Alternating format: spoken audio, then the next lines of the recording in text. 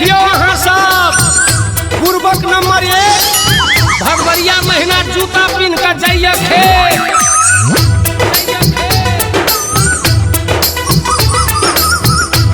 हेरो गधवा छरे हम मालिक हम पीजी जिए गधवा आहा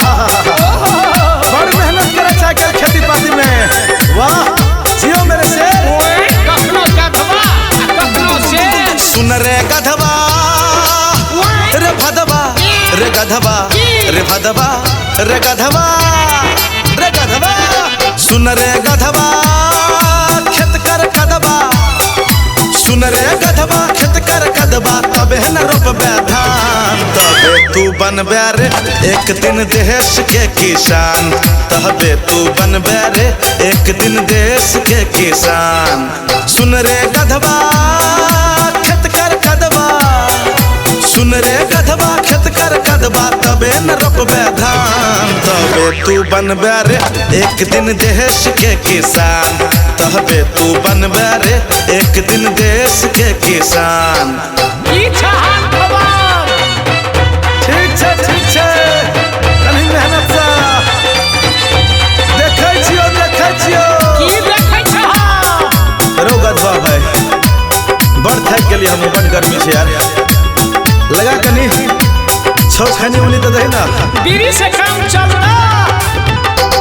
हाँ हाथ में कोदार धरबे पड़तौ जब ठेला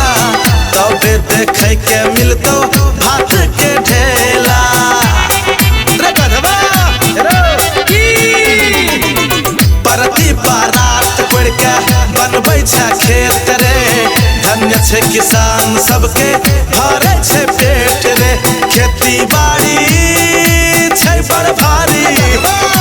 खेती बाड़ी छै बड़ भारी बुझे न एकरा शान तबे तू बनबे रे एक दिन देश के किसान तबे तू बनबे रे एक दिन देश के किसान। रे गधवा रे गधवा रे गधवा रो गधवा अपन नेपाल और हिंदुस्तान एक एहन देश है ना अरे जमीन पर उपजल अन्न सब विश्व के कोना कोना तक पहुँचे थे यार। अच्छा अब बता जब किसान नहीं रहते तो कोना चलते इंसान सब भूखले मरते। जी तोड़ मेहनत कैला सा अन्न होय छै पैदा जितने करबे तू खटनी उतने छै फायदा। रे गधवा एते मेहनत केकरा खातिर धूप के गर्मी पड़तो वर्षा के पानी ओहिना नहीं होय छै रे बौआ सुन रे किसानी मल्लिक राकेश कहे यो कौशल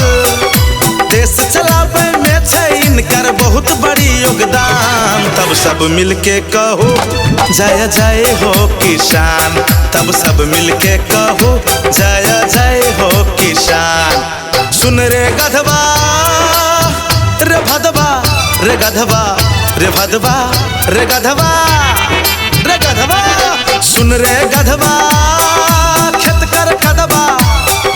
सुन रे गधवा खेत कर कदबा तबे न रोपबे धान तबे तू बनबे रे एक दिन देश के किसान तबे तू बनबे रे एक दिन महान किसान। तब सब मिलके कहो जय जय हो किसान तब सब मिलके कहो जय जय हो किसान। बन जेबे तू रे एक दिन देश के किसान बन जेबे तू रे एक दिन देश के किसान तब सब मिलके कहो जय जय हो किसान